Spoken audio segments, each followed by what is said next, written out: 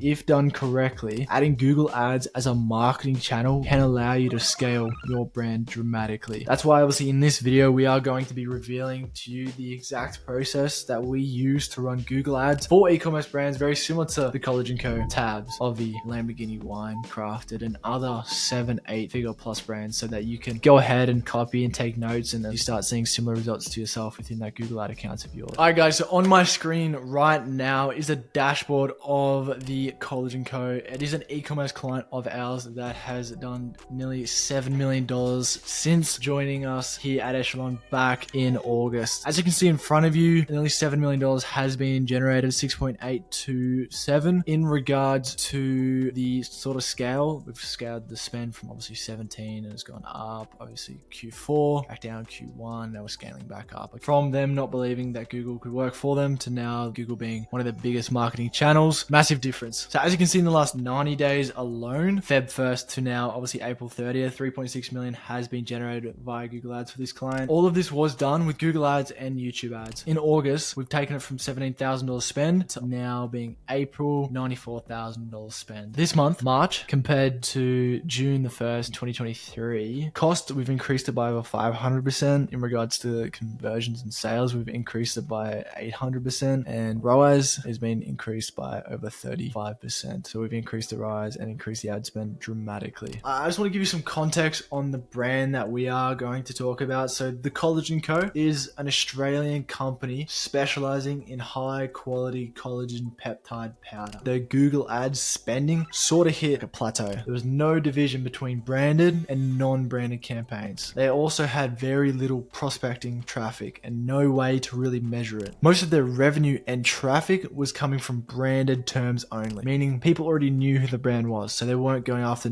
prospecting traffic and new customers. Filippo is going to dive into not only the initial state of the ad account prior us scaling it, but also the account audit. All right, so here we are in the account just prior our management. So what we could see is you see the spend around 16,000 of the first campaign being brand protection, and then there is a big problem that we see in most of the accounts. We have this campaign, it was a PMAX, and most of the time people think that PMAX is focusing on bringing new clients, but it's not. So if we go and see the details of this PMAX for this period, so for PMAX campaign, even without using scripts, anything fancy that we actually use, you can see search term data since March 2023. Now we are actually checking June 2023. So when we started, as you can see, most of the revenue was coming from branded, but you also have to pay attention to what seems non-branded, because Google can be very sneaky about it. If you look at this, collagen looks good, but keep in mind that you can break it down and then you could see some more details. So here, for example, we see, look at the revenue. It's actually coming from these uncategorized search terms, and within these uncategorized search terms there are some terms that are actually branded, like Collagen Co,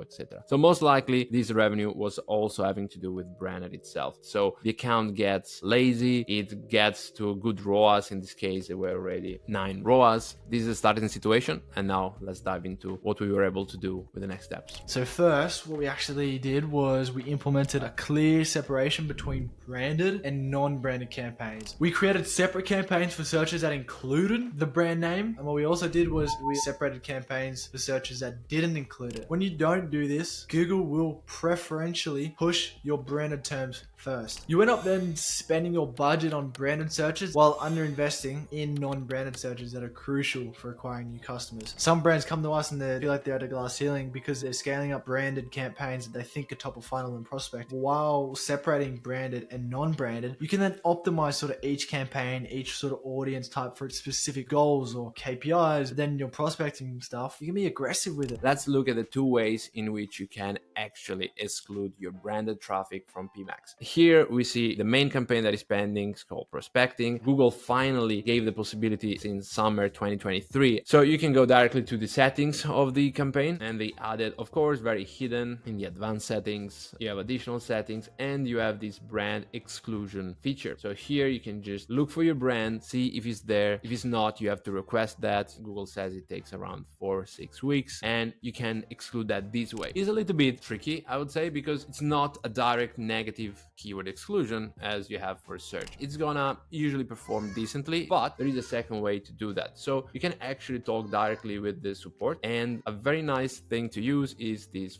form. Actually, there is a form called Performance Mass Campaign Modification Request Form, and you can ask for direct keyword exclusion. Keep in mind that on Google side, internally, they can add negative keywords to the PMAX campaign, just we cannot. So, you can just go through the form, you're gonna find a template that's gonna look like that. So you're gonna just do kind of a spreadsheet saying, okay, this campaign, this PMAX, I want this negative keyword with this match type. So you exclude it with the settings, and also you send the form. You can follow up on the form on the live chat with their support, so you can get it done. All right, so now moving on to prospecting campaigns. So every e-commerce brand should have a method to consistently draw and convert new customers. Otherwise, scale is impossible at the end of the day. Here's what this system looks like with Google Ads. As you can see from the screen, we have a few types of campaigns: PMAX, search, demand gen, YouTube Shorts. And as you can see, for us, it's really, really important to mark the campaigns in the name. Even in your reports, you can easily say, what's your cost for branded? What's your cost for non-branded? As you can see here, this is actually the campaign that is spending the most in the account right now. And if you go to the insights and reports, you could easily see that the spend is indeed in non-branded terms. Everything here is absolutely non-branded. Even collagen, if you go and check the details, there's nothing even a bit hidden that contains the actual brand name. Let's take a quick look to the mix. So obviously what you're gonna have the most is PMAX. Nowadays PMAX is working very well. Again, we are not against PMAX at all. And also what's really important, you should have some type of scripts like this one that we're using from by Mike Rhodes that allows you to check inside all your PMAX campaigns, and